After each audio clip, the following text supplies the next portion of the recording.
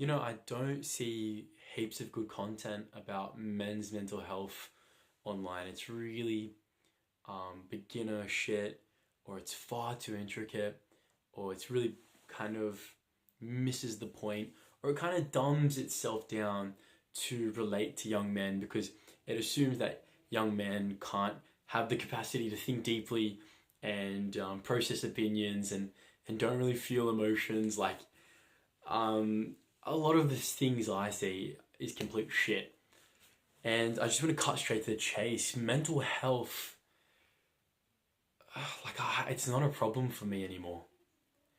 I'm not saying that I don't feel down and I don't struggle with it myself, but strangely enough, I can say it's just not a problem for me anymore. And where do I start? I remember in 2019 or 2020, I had spent my last dollar. I saved up like 10 grand on, throughout my childhood and whatever. And I'd spent a lot of that money on personal development products and mental health products and business guys and stuff. And I spent my last dollar on this total scumbag, man. And I kind of woke up to myself and realized, oh my god, I'm completely out of money. I'm depressed. I'm not working at Woolies or anywhere anymore. And I'm like, oh my god, oh, this is like horrible. I remember being in this horrible state. And it was perfect because this was a crisis I was going through. And with crises and with deep darkness and deep depression, it's a beautiful opportunity to open your mind, open your heart, to become aware of your suffering and where it's coming from. And this time, I just remember anxiously going on walks, trying to do credit card chargebacks through my bank teller. I was freaking out. I was scared. I was totally demoralized. I felt like an idiot. And I popped on my phone and I listened to this audiobook. And I'd bought the audiobook ages ago. And when I first listened to it, it was total shit. I just hated it. It sucked. It was boring. And I thought, I don't need this. But this time I listened to it. And it comforted me. It calmed my mind right down. It provided hope for me in a time where I felt everything around me was hopeless. And I remember closing my eyes in the car. And I thought to myself, no matter what happens outside of me, I'm going to let go. I want to be peaceful. I want to be happy. And I opened my eyes. I drove home. And that night I found out some good news that a good portion of my money had been refunded to me from this course. And that was major relief. I was very happy about that.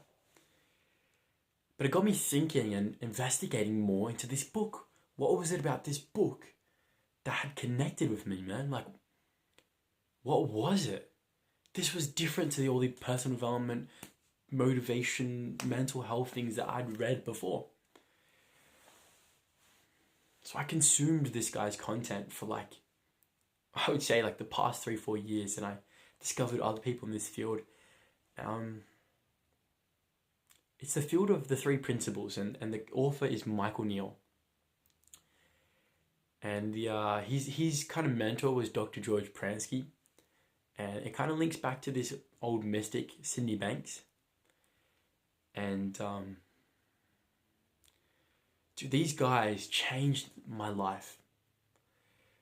The way they spoke, the way they do business, the way they do everything, the way that they revolutionized my understanding of mental health allowed me to understand my faith more. It allowed me to understand personal development and motivation more. I could understand my mental health more. And it just calmed me down.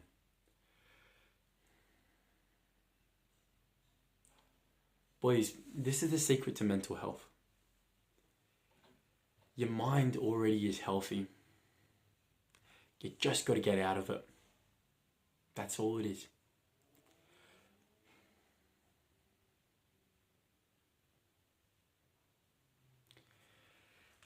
when you go quiet, when your mind is quiet, when your mind is absorbed doing something, your life is good, life's good. It's only when our thinking gets in the way and creates these nightmares. Nightmares that have killed men and that have taken lives. Nightmares that have ruined families. And the saddest thing about that is that the nightmares weren't substantially real. The sufferings that we go through, the pain, all of that is happening inside our mind. It's all to do with the association of thought and emotions with reality. But boys, we're never ever ever feeling the feelings of our reality, of our jobs, of the people and the life circumstances we're in. We're only ever feeling the feelings of our thinking. And our thinking changes. I was reading a book. I think it was, it might not even been a book. It might have been like a talk or something. And what I realized and what was spoken to me was that your mental health will go up to the degree in which you realize that you're living in a thought-created reality. Or as it's called, thought recognition. When you see that the sufferings and things and the difficult things in your life are created by your thinking. If you were to just become a little bit aware and a little bit more quiet in your mind, your mental health would arise within. That presence of God, that comfort, that love, that would arise within. And all it would take is a bit of moment in silence or someone to point it out to you that there's mental health within you and you to feel a little bit good, a little bit relieved, and for your mind just to slowly let go of one of its sufferings or its thoughts. Yeah, boys, it's Men's Mental Health Month, and